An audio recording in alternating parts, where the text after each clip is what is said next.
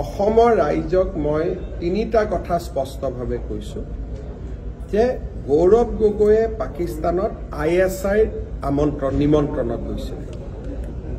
এতিয়ালৈকে মই ইমানটোলৈকে যোৱা নাছিল। আজি মই প্ৰথমবাৰ কৈছো যে তেওঁ পাকিস্তানত ISI আমন্ত্ৰণত গৈছিল। তাৰ ডকুমেণ্টছ আমাৰ লগত আছে। ফুৰিব যোৱা নহয়। আজি মই এক ষ্টেপ ওপৰত কৈছো। আৰু তাত তেওঁ ডেফিনেটলি ট্ৰেইনিং ল'ব গৈছিল। কাৰণ ISI তেওঁ কিয় মাতিব? পাকিস্তানৰ গৃহ বিভাগৰ চিঠি পোৱাৰ পিছতহে গৌৰৱ গগৈ তাত গৈছিল। আৰু গৃহ বিভাগত মানে কি? পৰৰাষ্ট্ৰ বিভাগে মাতা, ইউনিভাৰ্চিটিয়ে মাতা বেলেগ কথা। তেওঁ প্ৰত্যক্ষভাৱে পাকিস্তান চৰকাৰৰ আমন্ত্ৰণত তাতে গৈছিল। আৰু চৰকাৰৰো বৈদেশিক পৰিক্ৰমা বা সাংস্কৃতিক বিভাগ নহয়, ডাইৰেক্টলি পাকিস্তান চৰকাৰৰ গৃহ বিভাগৰ আমন্ত্ৰণত গৈছিল।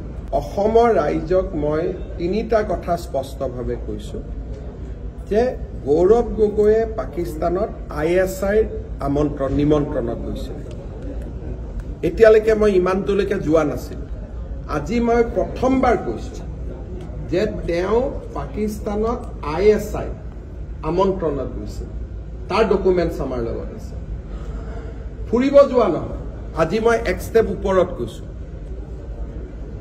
আৰু তাত তেওঁ ডেফিনেটলি ট্ৰেইনিং ল'ব গৈছিল।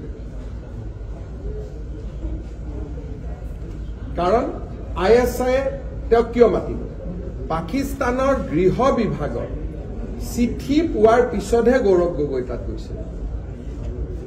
আৰু গৃহ বিভাগত মানে কি? পৰৰাষ্ট্ৰ বিভাগে মাতা, ইউনিভাৰ্চিটিয়ে মাতা বেলেগ কথা। তেওঁ প্ৰত্যক্ষভাৱে পাকিস্তান চৰকাৰৰ আমন্ত্ৰণত তাতে গৈছিল। আৰু চৰকাৰৰো বৈদেশিক পৰিক্ৰমা বা সাংস্কৃতিক বিভাগ নহয়, ডাইৰেক্টলি পাকিস্তান চৰকাৰৰ গৃহ বিভাগৰ আমন্ত্ৰণত গৈছিল। অসমৰ ৰাইজক মই তিনিটা কথা স্পষ্টভাৱে কৈছো যে গৌৰৱ গগৈয়ে পাকিস্তানত ISI নিমন্ত্ৰণত গৈছিল।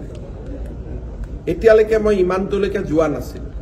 আজি মই প্ৰথমবাৰ কৈছো যে তেওঁ পাকিস্তানত ISI আমন্ত্ৰণত গৈছিল। তাৰ ডকুমেণ্টছ আমাৰ লগত আছে। ফুৰিব যোৱা নহয়। আজি মই এক ষ্টেপ ওপৰত কৈছো।